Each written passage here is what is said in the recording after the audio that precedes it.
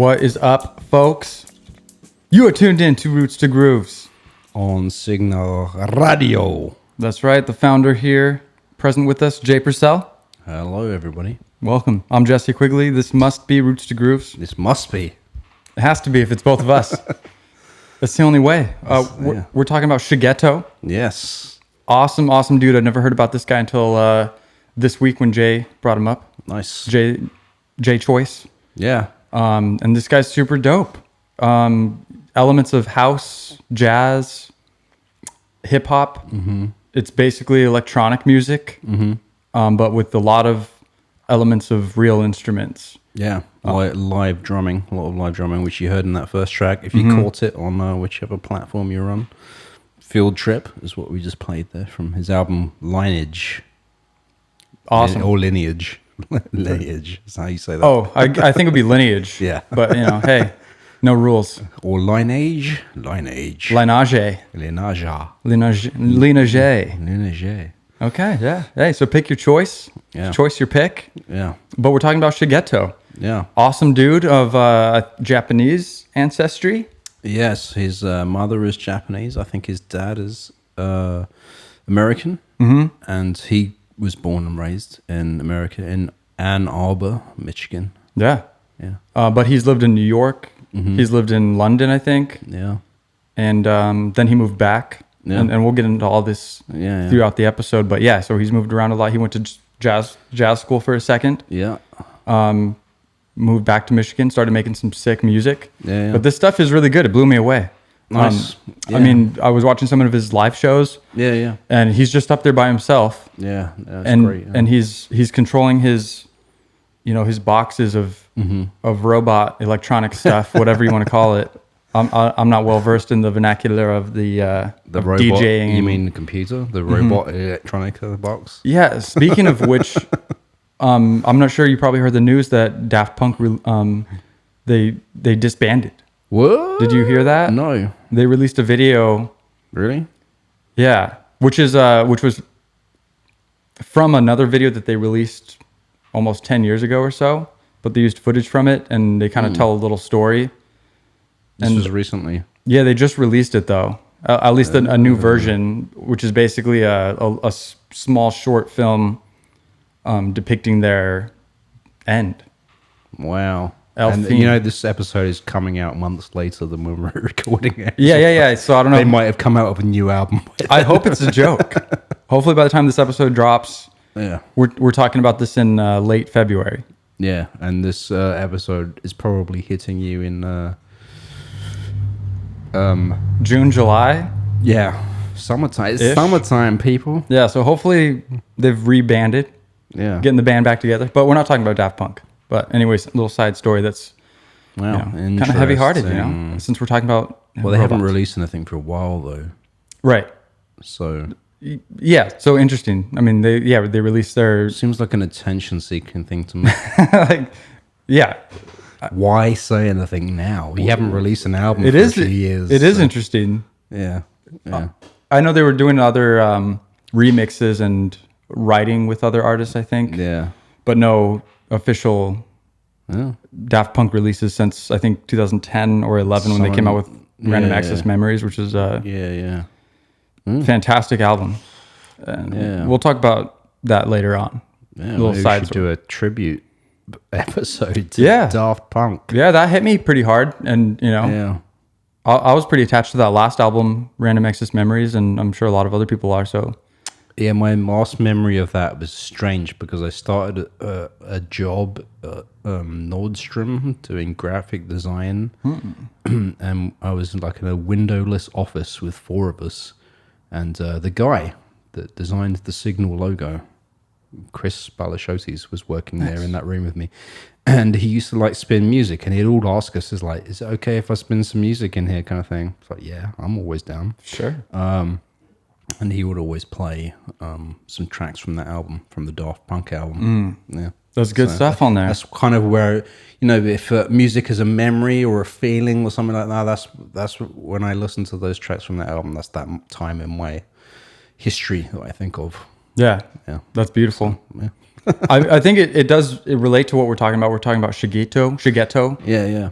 a solo electronic artist, I guess you could say very Yeah. vaguely. Yeah. But Daft Punk, especially on Random Access Memories, is obviously they went kind of backwards to move forwards with being an electronic duo. Yeah. But on that last album, using Nile Rodgers on guitar and Very disco heavy, that album. yeah, very disco. A lot of live instrumentation alongside the classic Daft Punk Yeah, electronic stylings. Yeah, yeah. So, I do see that relation to Shigeto because he is considered an electronic artist. He's just a one guy doing it all. Yeah, But a lot of organic instrumentation. And so like back to what I was saying about when he's doing live stuff, he's controlling everything. And I think he even said he doesn't use a click. No, yeah. So he's controlling all these triggers and different sounds and samples kind of as he's going, using kind of some looping technology, but he'll trigger it when he wants. And it gets, we don't need to explain how that is being done exactly because it's kind of technical and specific. But he's up there on stage and he's doing these triggers and stuff, and then he'll get on his drum set, and play along to it. Trap set. Well, yeah, I've heard it called a trap set. Is that wrong? What, a drum kit? Yeah. Really? I never heard that. When I was in band, like pep band, Yeah. the director would call it a trap set, and Really? I never understood that. Is that where the term trap music comes from? Then? I don't know. I just said it. Mind blown. I mean, I didn't grow up in America, so I don't know some of these terminologies. Maybe it's just natural to Americans and your vernacular. I just kind of went with it, because he said it, and so I try to I try to use words sometimes before I know exactly what they mean. That's the only way I learn. Just to air them in public and see what anyone else thinks. What did I say something? What's trap? But yeah, It sounds cool though. It sounds hip. it does. I got my trap set. Yeah, I got it in my got my trap set in my my trap basement. in my van. In my van. Maybe I'm wrong. Hit us up on the email, guys, because we're always learning here. I'm gonna Google the hell out of this right now. All right, we'll Google it up. So yeah, Shigeto is super dope. As far as I know, he had a pretty good, background of influence as far as being a youngin. Yeah. Do you know some of his influences? His influences, inspirations. Well, I mean, I got a couple written down. okay, yeah. Athletic Mike League, which I've never heard of. Okay. Binary Star. And those were like the two main ones that I wrote down. The only two. I'm sure he has a ton of other influences, but those were specifically out of the Detroit scene. Okay. Yeah, because I know he used to listen to a lot of releases from Ghostly International, which is the record label he's on now. Okay, yeah, right. And that's out of Michigan or Detroit? Yeah, they started there. And also Warp Records out of the UK. I've known of Warp being from the UK since my teenage years. Aphex Twin was on Warp, and a lot of other types of artists. They're always kind of a go-to label for sort of electronic weirdness, future thinking stuff. And I know Shigeto mentioned that he listened to the early catalog of Warp Records as an inspiration growing up, kind of thing. Yeah, I think as far as I remember, that label and the Ghostworks was it Ghostly International. Ghostly International label. Yeah. I think there might have been a couple people involved in both of those, or they switched. Yeah, probably, yeah. I mean, they're very similar, and they started at the same time, but on just in separate countries, kind of thing. I think one of the similarities was that they wanted to promote and share music that was kind of electronic but kind of organic, what Shigeto was getting into before he got into it, and that's why he was inspired by it. But if I can remember correctly, it's stuff that was kind of telling a story through a process in the track rather than here's a track that's meant for a club. Yeah. A little more personal vibes. Yeah. That's just the vague thing that I got from reading about those. More musical versus just club dance bangers. Yeah, more musical. Yeah. More intro introspective.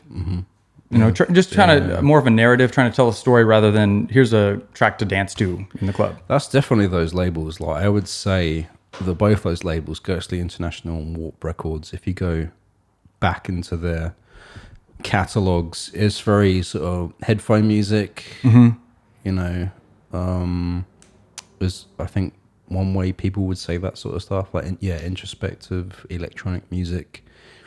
Stuff to listen to. It's like not really stuff to, you know. It's not like four to the floor house music. Whoa. Hello. Okay, cool guy. Running red light. Down here in Pioneer Square. We're trying to record a damn podcast. Come on. He didn't know. He didn't get the memo. We send that out as a bulletin through the police. I sent it to the mayor. Square. Yeah. You did? Well. He ain't doing his job, or she, or whoever that is. Well, I don't even know. To whom it may concern, at the mayor's office, send. So introspective electronic music, yeah. Well, I mean, yeah. So, I mean, just get into it a little bit. Like, he grew up listening to this stuff. He was inspired by it. And then I guess I don't know too much about like his home life or anything, but he's of Japanese ancestry. So, real quick. Shigeto is his grandfather's name. Yeah. His grandfather's first name. Yeah. And then Shigeto is also his middle name. Yeah. His full name being Zachary Shigeto. Here we go now. Do it. Pronounce it. Do it. Saginaw. Saginaw. I did hear him say it. He said it really fast. So. Yeah, it's hard to pick up on. Yeah. Saginaw. On new words. I think he said Saginaw. Saginaw. Yeah. Sounds good to me. Yeah. So yeah. Shigeto, it means to increase in size and to grow. Yeah.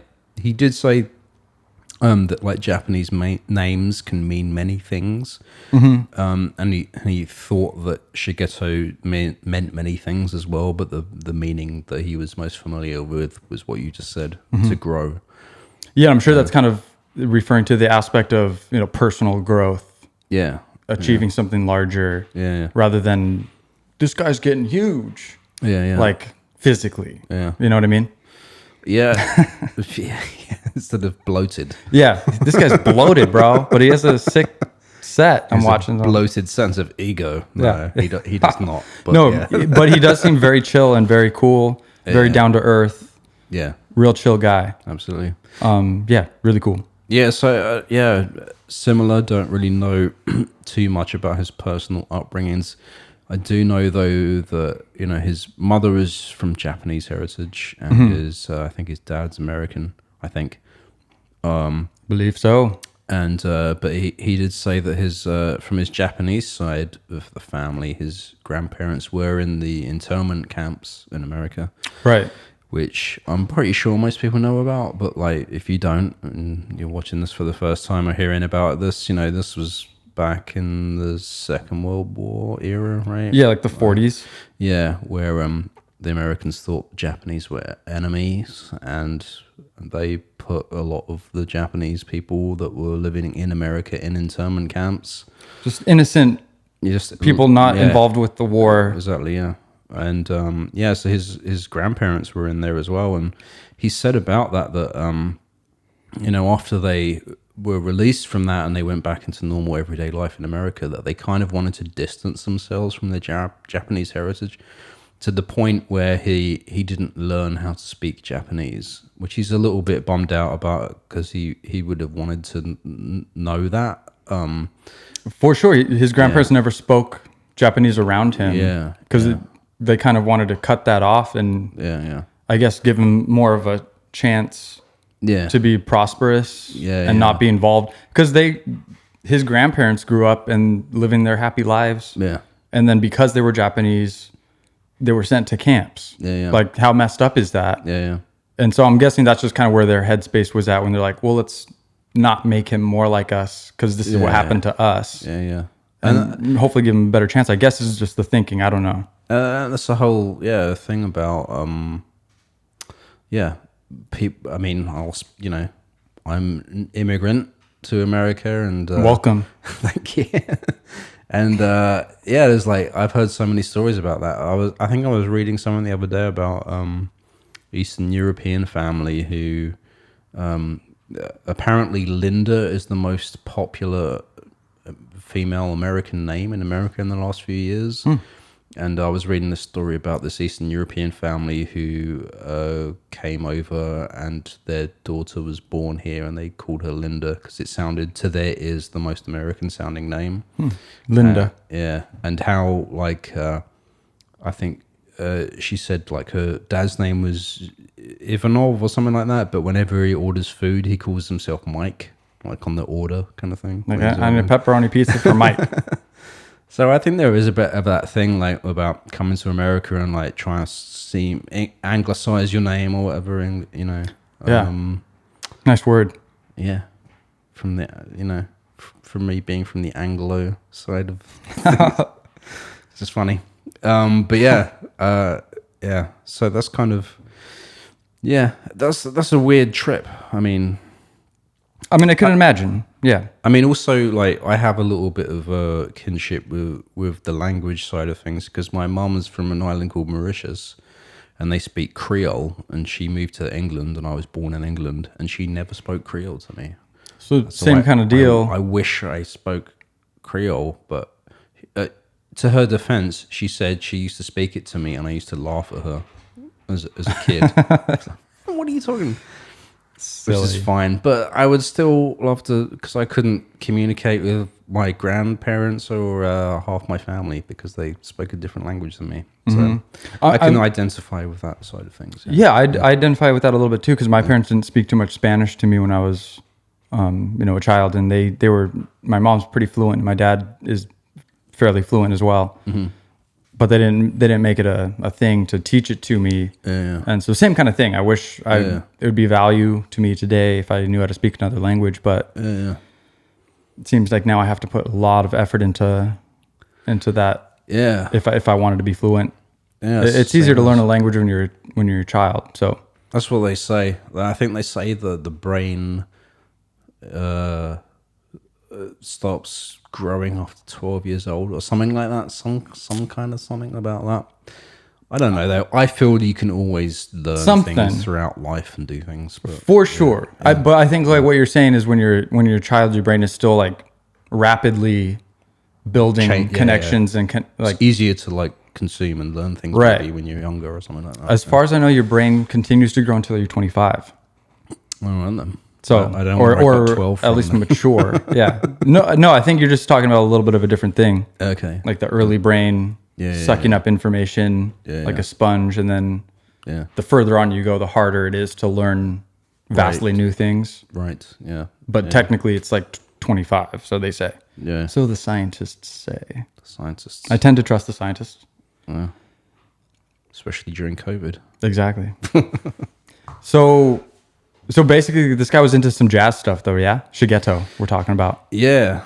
So he wanted to. So he, I don't know. I don't know too much about what he was doing in his household or where he got a drum set or anything. But he was interested in jazz and he was interested in drums. I do know he started playing drums when he was 10. Okay, so pretty early. Cool. Yeah, and he played in rock bands, live hip hop bands, until ultimately he found jazz. And that was his focus until he was 19 years old. Like he said, he wanted to just be a gigging jazz drummer. Right. And I think at a certain point, he hooked up with a legendary jazz guy in Michigan called, I think it was Vincent York or something like that. If I'm saying his name correctly, I know his last name was York with a K-E. But Yorkie, yeah. And so like to this whole point, up until that point, Shigeto was completely self-taught musician, self-taught drummer.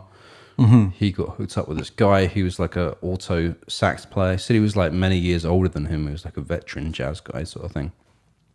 And he said one of the things that he really remembers from that experience with him is that it wasn't that this guy was teaching him anything about technique at all or anything like that. It was about mood and feeling and emotion and the humanity in music kind of thing. Cool. And so, you know, if he'd be doing a certain point, you know, it wouldn't be about like how to play the drum or how to do it. It would be about like the feeling behind it. That was like the the driving sort of idea that this guy was trying to put forth to Shigeto sort of thing. And he, really took upon that, really did it. And he ended up at a certain time in his period signing up for music school and getting involved in like learning things. And he said at that point he'd been like playing for like 12 years. And he said he got to music school and it was like he thought he knew stuff, and then he was like, well, I don't know anything now. Right, kind of flipped. Yeah, kind of flipped on him. So this we're talking about when he moved to New York, right? Yeah. So we're in like college. Yeah. He's in college, that is. Yeah. And we're all here with him We're the past. with him right now in the past. So he was born in Detroit, moved when he was, 21 or so, somewhere in there to New York City, and he went to the New College of Jazz or the new school, the new jazz school, something like that. Something like that, yeah. It's some of those words in a different order, maybe. Yeah. But it was a jazz school. Yeah. And he was going to be a drummer. Yeah. And so he was learning techniques there, as you would. And so that's kind of where you just led us to. Yeah. And so he's kind of he started to learn things that he didn't want to learn. Yeah, he said he did 2 semesters there. I think like when he first arrived, he said, well, I don't know anything about music now, but it's like, let me put the work in, let me study, let me work hard at learning what they're teaching me sort of thing. And then as he was going through that during those 2 semesters, like, he came to the realization that, I think he didn't say this himself, but he basically said it was taking the magic away of music for him, kind of thing. Yeah, I think he was saying they made it, in contrast to that other gentleman who was showing him the vibes and the feeling, and they were kind of, the school was putting things in yes, no, black, white, wrong, right. 1 + 1 = blah. This is how you get this, like more formulaic. Formulatic? Formulodic. Oh, whoa. Man, I just totally got spaced on that. You just came up with a new word. Formula-like. Formulodic. Formulodic. I like that one. Okay. That's a band name. That's a band name. Yeah, for my electronic debut. Formulodic. Formulodic. DJ Formulodic. Oh. How's that right? Nobody steal that. That's patented. Yeah. But yeah, so he was kind of going through this kind of whirlwind crisis. Like, I thought this school was going to teach me this, and I was going to progress and be a jazz drummer. And then he was kind of like, this is kind of not fun, and it's kind of ruining it for me. Yeah. Like he felt that it was just too, I think Jim James said this as well, that we did another show on. He thought that music school for him, or music class, whatever, was too mathematic. Right.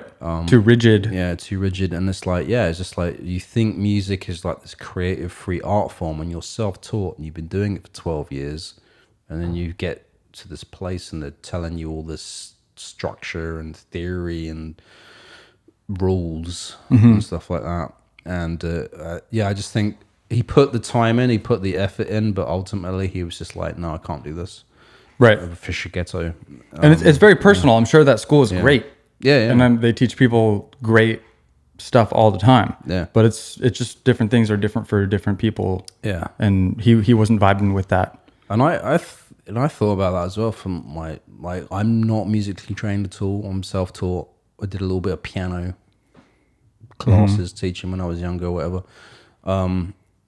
Part of me wishes that I knew more about music theory, like in terms of scales and all the notation side of things, kind of thing. Right. But also the other part of me kind of feels thankful that I don't know that stuff, because this is also what Shigeto talks about as well. It's like, there are no rules in music. Like, if it sounds a little bit out of tune, if it's technically out of tune, but to your ear it sounds good, kind of thing, then go with it. Like, right. And especially now, because we only have certain number of notes in the Western musical scale anyway, and and there's certain number of combinations, kind of thing. If you can get to the point where we're starting to bend those rules, and I think we've had this this situation before in Sultan's rehearsals with a certain keyboardist kind of thing, saying about how that's like not technically right, but like the rest of the band is like, well, it sounds good, so it's like, you know. Yeah, no, definitely. I was gonna not bring that up. Okay. Well, we're not naming any names. So, it was. I mean, it's fun though, and it's good to have the contrast. Yeah, it's good to have that perspective. Yeah, it's like for sure. I mean, the grass is always greener. I wish I knew more about scales and about the rules or guidelines, whatever you want to call them, and the vast information, swaths of information that can help you get to where you want to go musically. And it's super valuable. Yeah, you know, but always most important to value whatever you have. Yeah, you don't always need something else to get to where you're going. Mm-hmm. You know, I'm just a proponent for using what you already have and go as far as you can go with that, and that's you're unlimited. You know, just you don't need anything else to be a successful person. You know. No, that's sure. And Shigeto said that as well. Like, I don't know if you saw his interview where he was saying about that. Like, I almost thought I was watching a Jesse video. What does that mean? I hope it's good. Yes. Like, because he was saying about, you said this to me before, I don't know if it was on air or off air, but like, about how you don't need, like, you know, you don't need the latest equipment or the best equipment to create what you're creating. You just need to create, kind of thing. Yeah. He specifically said that. Like, nice. He's like a proponent of, like, you know, working within your limitations, which is something we talked about a long time ago, and we haven't talked about for a while. But like, yeah, just like, you know, pushing the limits with what you have, and doing the best you can with what you have, versus trying to get the latest, bestest, whatever. Just not having that perspective where if I need to move forward, I need a new box electronic device from Guitar Center. Exactly, yeah. Or from Sweetwater, wherever you get your stuff. Oh, my voice is going out. But, you know, I'm just like, I say envelop what you are and what can I do with what I have now? Yeah. And when you know you need something specific, like a camera lens to get this specific shot, or a more powerful computer to do this, or a synth to get this specific sound, then go for it. Get the best stuff you can get. Yeah. But there's always good stuff that you can do without having to reach out. Is all I'm saying. So I think it's like not a creative crutch. It's like, you know, you can do. I mean, this is the way I think about the things that I do and create and stuff like that. Is like, you know, I can do everything I need to do with what I have. The things I think about getting just makes it a little bit easier. Like, it doesn't radically change. Like, I'm not gonna think by getting this microphone it's gonna make me a better musician. Like, right. Well, that's what's wrong. That's what some people do kind of think. Yeah. And I think that's not the most healthy perspective to have as a creative person. You know. Yeah. And we've touched on this stuff before. Yeah. Do whatever you want, everybody. That's the beauty of it. Yeah, do whatever you do, and don't also, I guess, think that you're hampered or restrained. Right, exactly, because like we've touched on this before, sometimes putting yourself, you know, in a box, sometimes restraining what you have available can help you move forward and help you be more creative rather than having all of the options. Like, should I start writing a song on the piano or the trumpet or the guitar, or I don't know, it's too much. Like, I'm going to do a little bit of everything and I'm not getting anywhere. Like, just pick one. Yeah. I'm going to try to write a chord structure on a piano. Yeah. And limit yourself to the piano and then see what you come up with there. Yeah. Or if you're like a teenager and you don't have any money and you want to create music, like your idols or the people that inspire you or that you look up to kind of thing, and you're like, I want to make it like that. It's like, maybe don't be so concerned about that, but be concerned about like the song kind of thing, and just use what you have. Like, at this point, everyone has a phone, which is way better than what I had when I was a kid. Like, it's like you can literally just record it on the phone or do something. Like, just use what you have, like, and make it and push the boundaries of that. You know? Yeah, exactly. If it's sounding shit, go to a quieter room. Or like put the microphone in your armpit or whatever it takes. Get in your closet, deaden the sound, see what you can do. Get creative with what you have in new ways. Use your closet, you know, as a recording booth. Exactly. Super simple one that a lot of people do. I think a lot of music that we hear on the radio, some of it, I'm just saying some of it, has been recorded on an iPhone. Like the vocals actually made it Yeah. onto. I've heard a couple stories like that, and I can't name many names off the top of my head. Yeah. But you know, it's on my mind because I read that, and that's cool to think about. You don't have to go to LA to the nicest studio to get your recording. Yeah.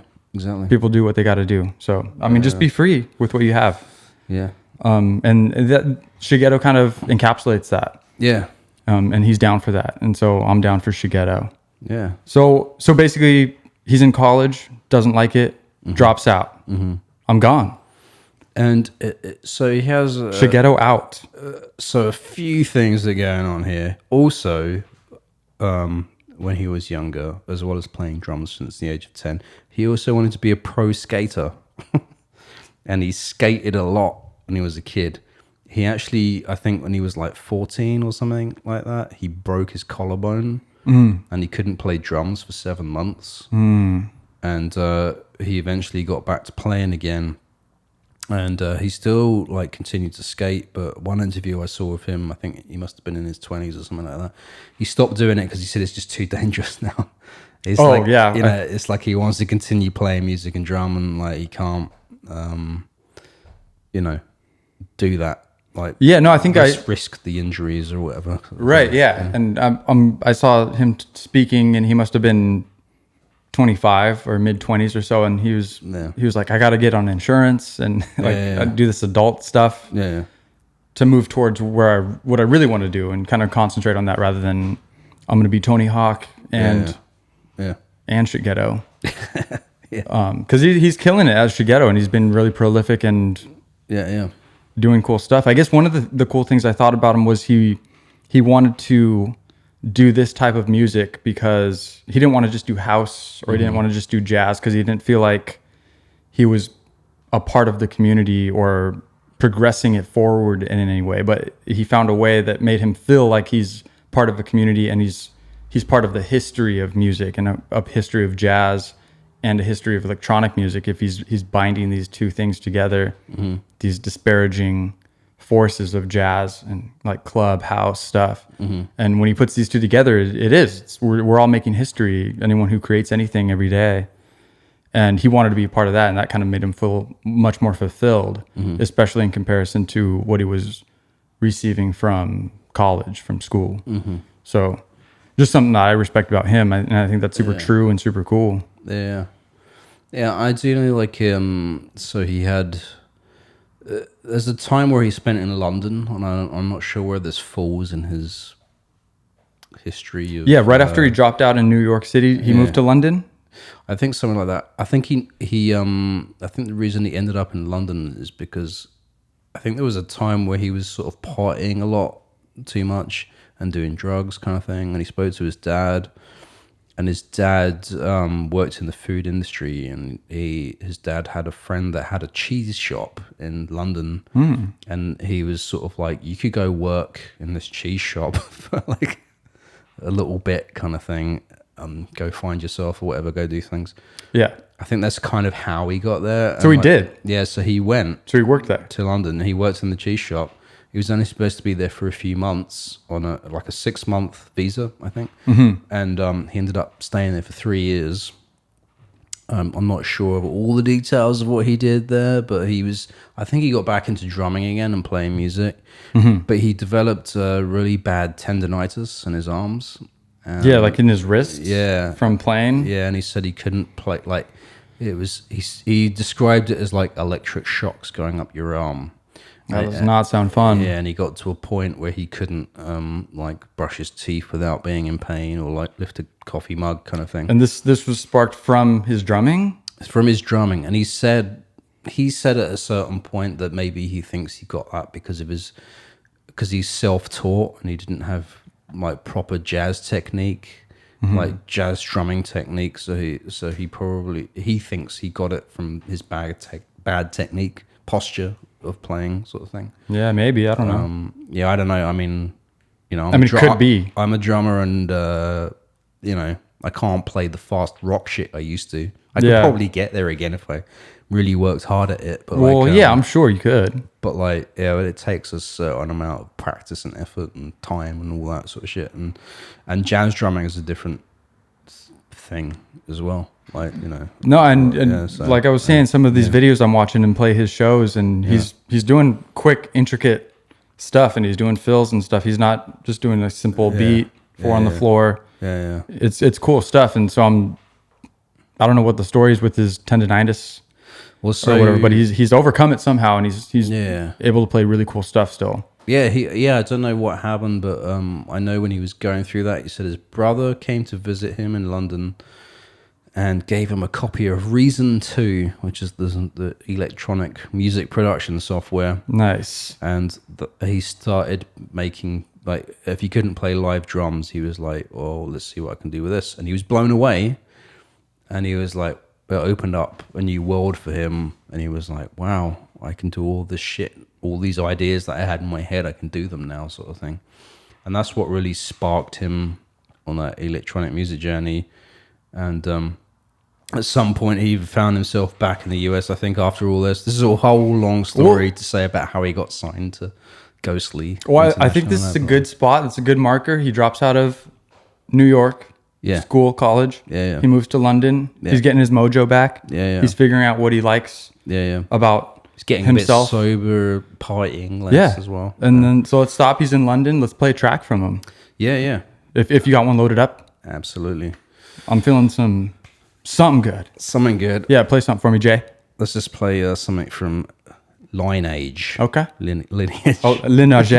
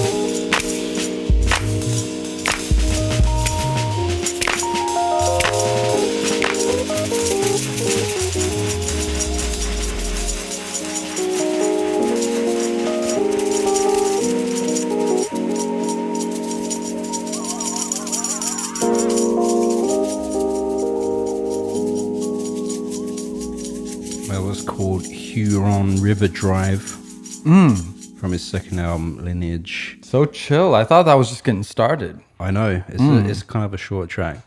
The album cover for that is pretty interesting because it's his family photo from his family in Japan, which his great-grandfather is on. Yeah, I was going to mention that before. I didn't remember which album it was. That's it. Cool. And then if you get the vinyl version or the CD copy or whatever, on the back apparently is a photo of his grandfather in the internment camp in the US sort of thing. And he said, yeah, this whole album was, kind of an homage to his heritage. And, he's also said at various points that, he's kind of making a nod to his heritage a lot within his music, within his name, and within the sonic palettes he uses sometimes.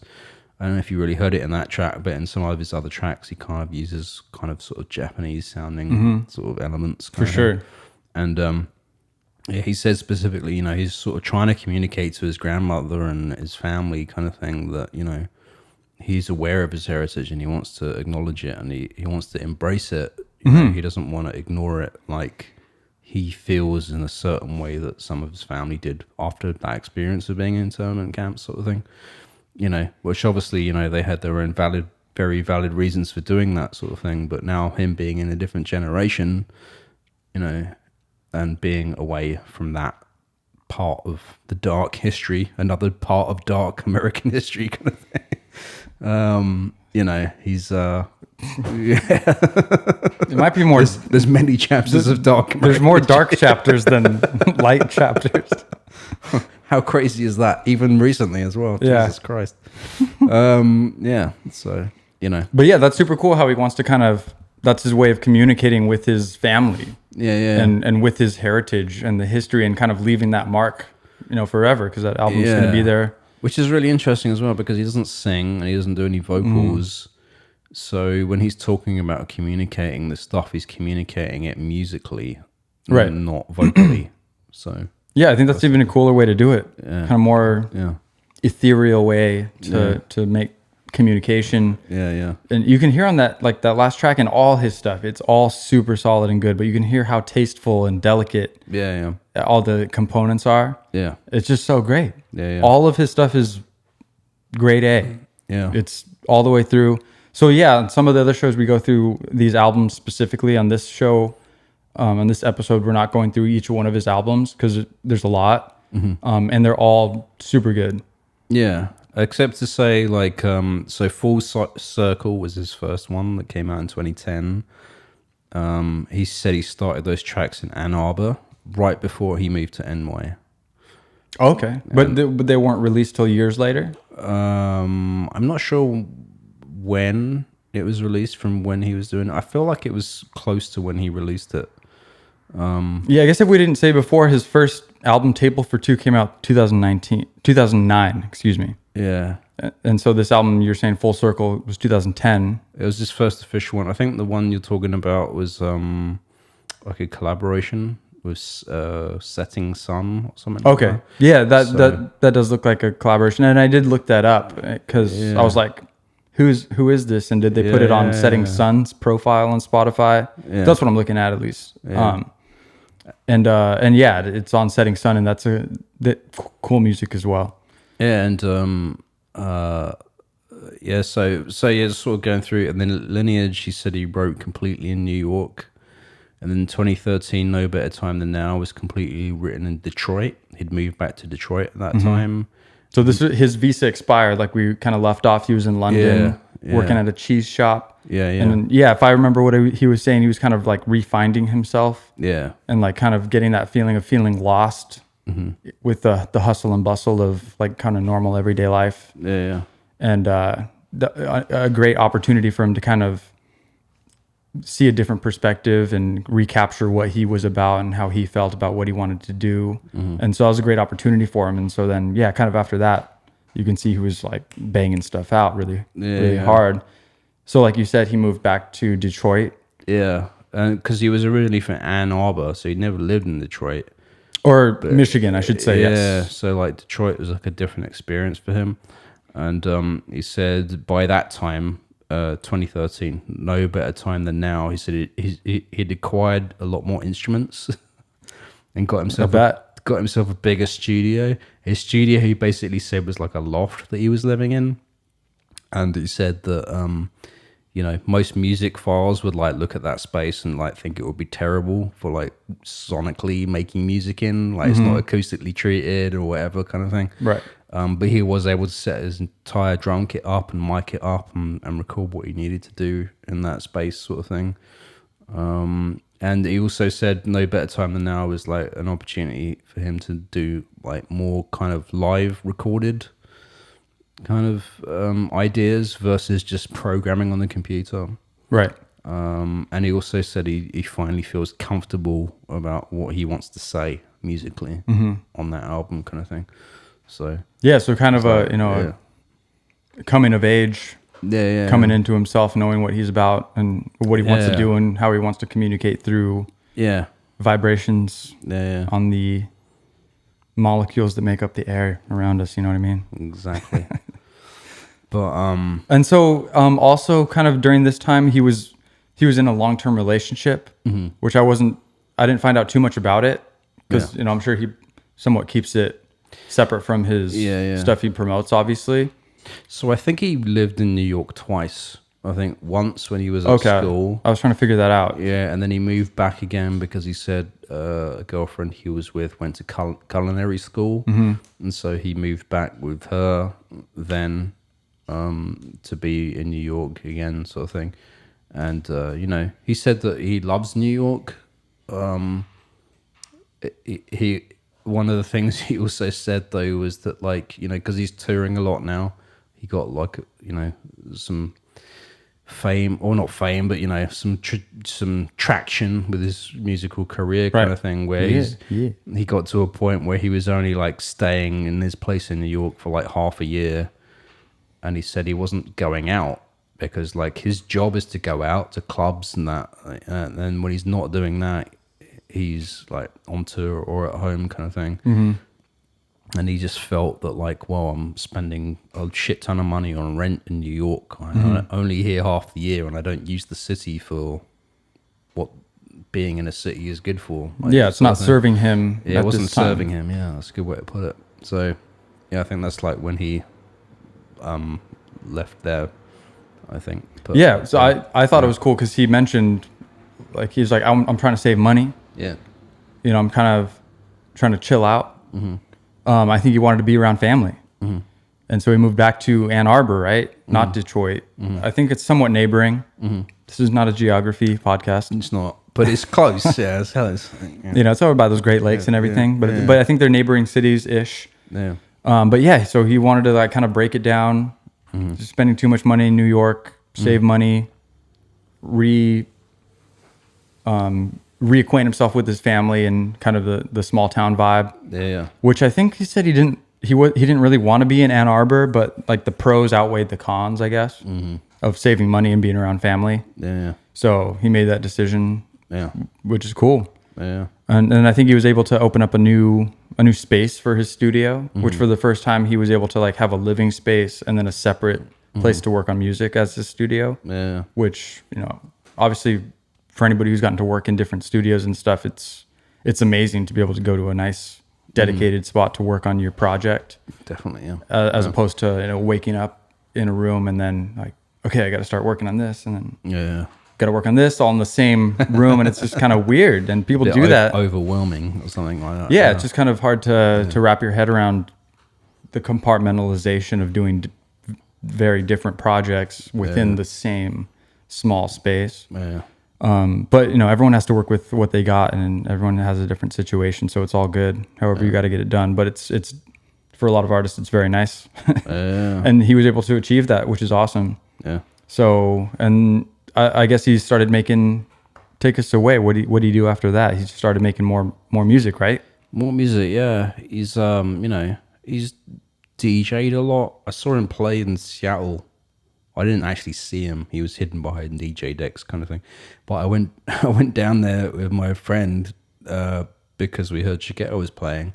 And we thought he was going to do his drumming thing, because when he plays live, usually he has his drum kit and his stuff and all that. And we thought we were going to see that, but no, he was just DJing other people's stuff, which is cool. It was a good selection, but it was a little underwhelming if you're still yet to see the Shigeto full live experience. Yeah, that's not anywhere near the same. Him doing a DJ set as opposed to a Shigeto set, because I mean, he puts it on. He's exactly. Yeah. I mean, he's sweating up there. He's controlling everything, and he's on a live drum set doing cool jazzy stuff. Yeah. It's amazing.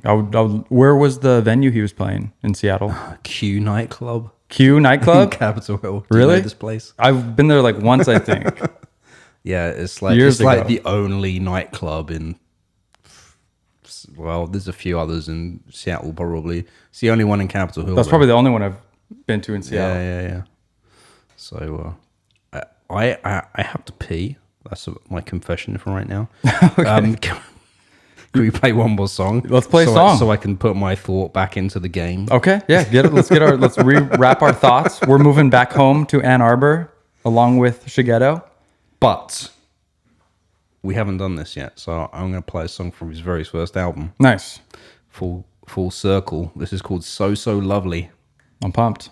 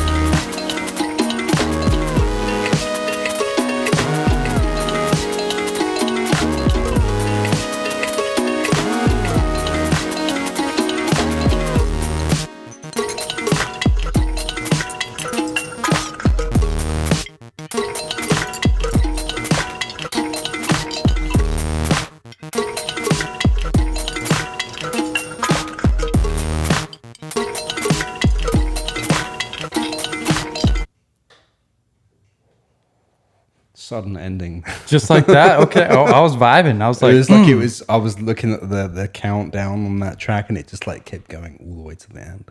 word perfect. Yeah. I like it.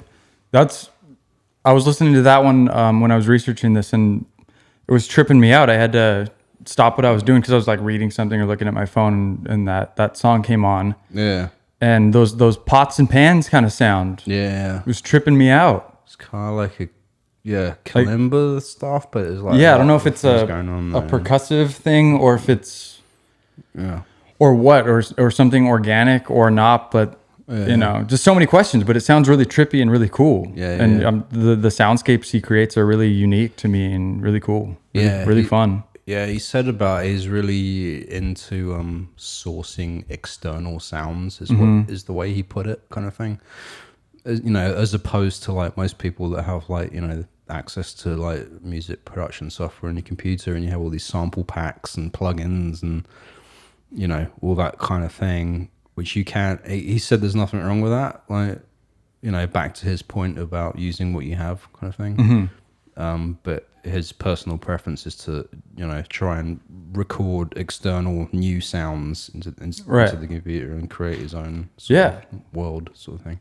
I love that. If you can do it well, it sounds completely unique. Well, here's the other thing to say about that as well. Like, for all the kids out there that have the phone, and if you have a phone, you have a laptop or an iPad or whatever it is kind of thing, you can go out and use this as a field recorder, Totally. and go and record random sounds and then resample them and cut them up and affect them and stuff like that and create new things. Yeah. Sort of thing. One of the artists who's big right now, Billie Eilish. I've seen a couple of interviews and she's talking about she'll have her phone walking across the street something and record the beeping crosswalk meter thing. Yeah. I don't know what you call that. Is there a word for that? I'm not sure. Yeah, I don't know. Yeah. But her and Phineas, her brother, will do stuff like that and use these cool sounds. Yeah. So just using your phone, and then these sounds getting onto a track. Yeah. That's huge that the world is listening to. Yeah. Just goes to show that there's no limit to what you can do with what you already have in your pocket. Exactly. Yeah. So yeah. Just a cool testament to creativity. Exactly, yeah. I'm down for it. Yeah. Explore that creativity. To the T. Creativity. Creativity. Yeah. What else we got on this guy? Do you have anything else? I think that's about all I got. I mean, I think the only thing to say was like about how he got signed to Ghostly International. Because one guy asked him, because that's the label he's on. And it's been releasing all of his music up until from the very beginning to now, and that was a label that was around before he started releasing stuff. Like I think it was a label that inspired him as well, kind of thing, right? Similar to Warp, and he was asked like, how did you get signed and stuff like that, and it was basically that he said, well, he was. The label came from Michigan as well, and he knew the people, kind of thing, and they knew him. Like they knew him as like, oh, it's Zach the jazz drummer, kind of thing, And then he started making electronic music, and word got around town that he was making electronic music, and they listened to it, sort of thing, and that's how he got onto that label, kind of thing. That's cool, just from the hometown clout. Yeah, yeah. And also, like, he also said, it requires talent and hard work to create good sounding things. So he was putting in that work and that time to create what he's creating, sort of thing. And, and he said it was just like, the good part about music industry is it's about personal connections, sort of thing. Right. And when you know people and stuff like that, and that's how it came about for him. And he's been able to forge a living out of that since, kind of thing, by doing live shows and releases and stuff like that. Yeah, speaking of which, one of the stories he was telling in one of his interviews or something was when he was, I don't know if it was at that cheese shop or if it was later, but he had a day job originally, and he was working, and then he started touring at Shigeto, I think. And then he was touring a lot. And eventually he got fired from his job because the shop he was working at, whatever it was saying, hey, you're touring like every other week. Right. You got to leave. Like, we got to fire you because it's not profitable. It's not part of our business model. You're not here.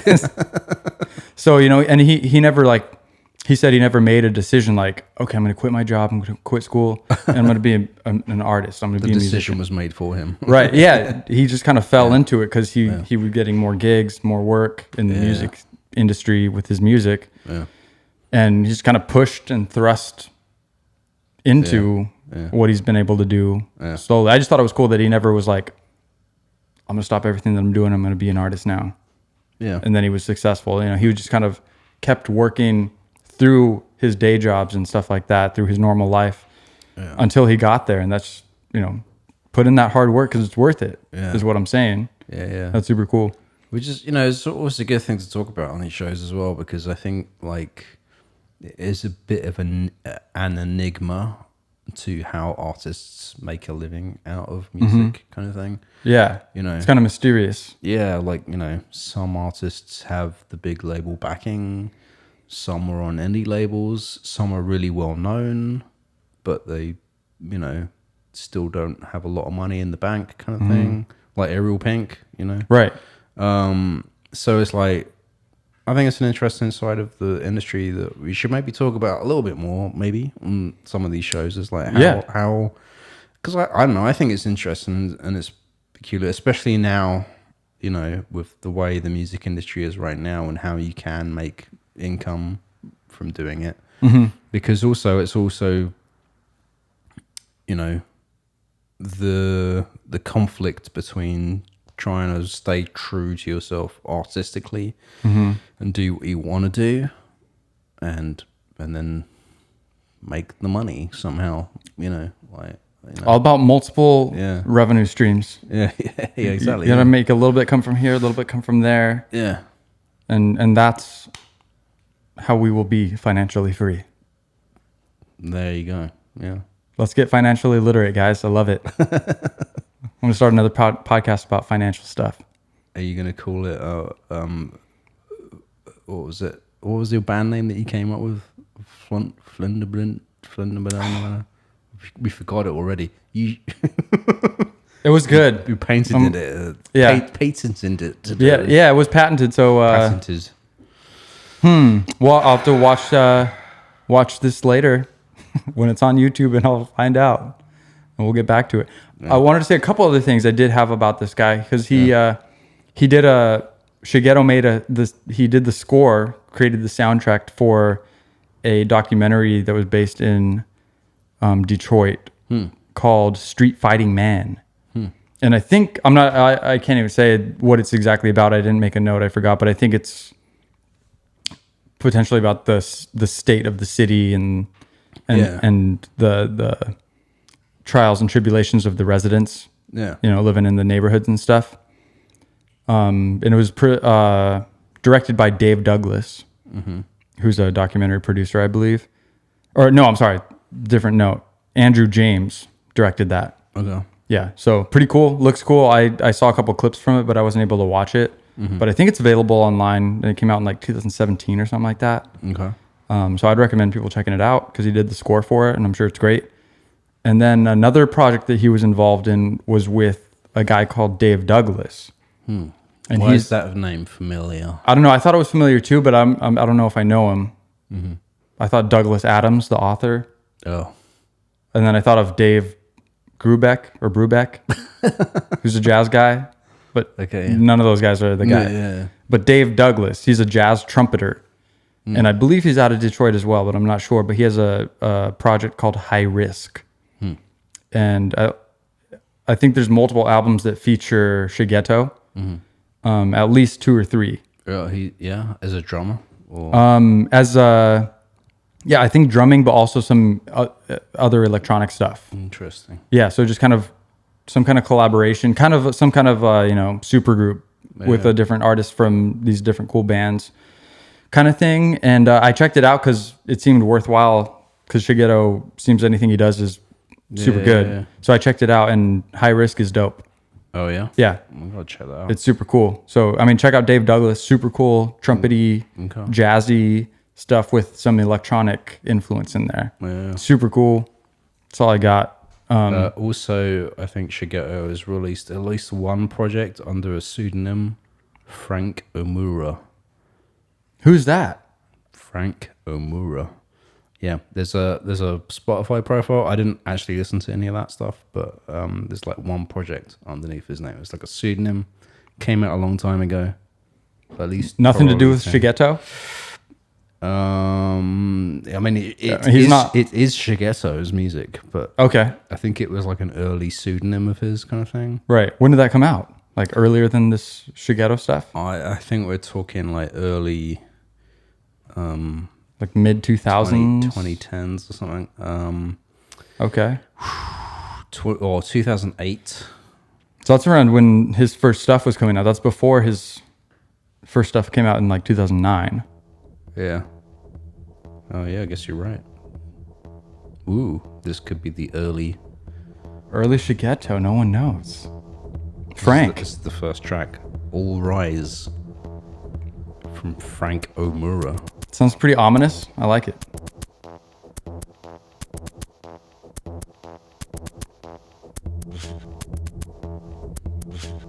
Yeah, that's pretty much like the only release. Oh, there's another one. He has 2 EPs on this same year, 2008. That's cool. Well, I would love to check that out in the future. Maybe we can talk about that. Yeah, sounds Later. very, very electronic-y from what we're hearing just now in the Yeah, background. But sounds like maybe it's going to be a little bit more avant-garde kind of thing Yeah. rather than super dope upfront jams. Yeah, A little less poppy, if you will, yeah, as far as Shigeto goes. yeah. But amazing guy, Shigeto. Thank you for bringing him up. Inspiring guy, yeah. He's definitely going on my playlists, Nice. on my liked artists playlist. And we're going to develop a Roots to Grooves playlist, which hasn't come out yet, but I'm building it.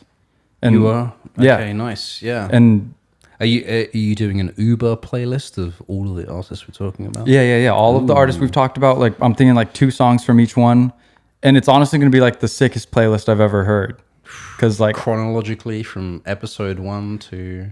yeah. Oh, I think okay, that... yeah. And then if you want to listen to it on shuffle, that's an option on your device or whatever. Mm-hmm. But then we can lay it out artist to artist as we release them. That's a good way to do it. Ooh. So be on the lookout for that. It's not out yet. Yeah. But yo, let us know what you guys think of Shigeto.